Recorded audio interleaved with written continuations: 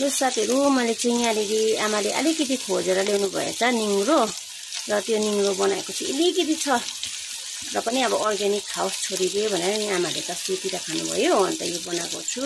र यहाँ अब चिन्डेको अचार चिन्डे पनि अलिकति रहेछ चिन्डेको अचार बनाउनु आँटेको छु मेरो लागि चाहिँ आमाहरुलाई चाहिँ लाग्छ यो चाहिँ सुत्केरीको लागि बनाइदिएको मैले सादा हो आजदेखिको चाहिँ एउटै खोर्सानी चाहिँ लगाइदिएको बिचरालाई खल्लो सादा खिचडी खाना खारा खारा वाक्कै भएला भनेर नि अन्त मासु पनि भुटिदिएको आज चाहिँ यो मासु भुटिदिएर त्यहाँ अर्को चाहिँ पेक्छा लाङ्छाको यो चाहिँ एकदम पर्पर भुटिदिनु पर्यो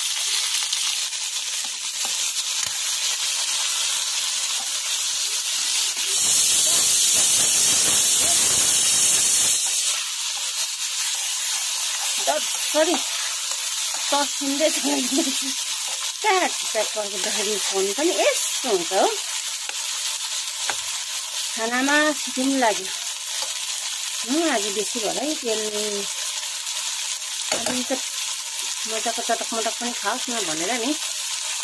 यही सुत्केरीलाई भन्दै साह्रो नुनिया चामलको खोले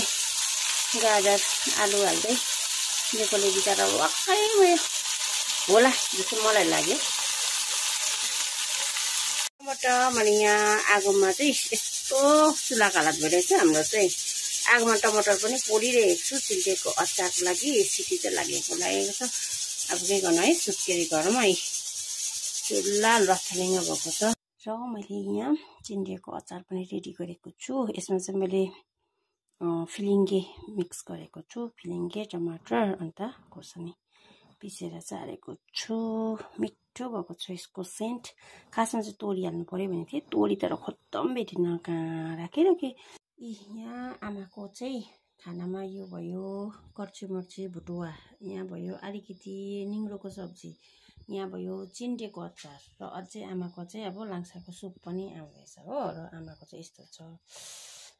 अन्त मेरो छैन दुईटा चिज मात्रै छ निङ्ग्रो र चिन्डेको अचार हो साथी हो आजको चाहिँ एकदम अर्ग्यानिक है चिन्डेको अचार निङ्ग्रोको सब्जी बनाएको छु यसरी हो अघि देखाएँ तपाईँहरूलाई अन्त यस्तो चाहिँ निङ्ग्रोको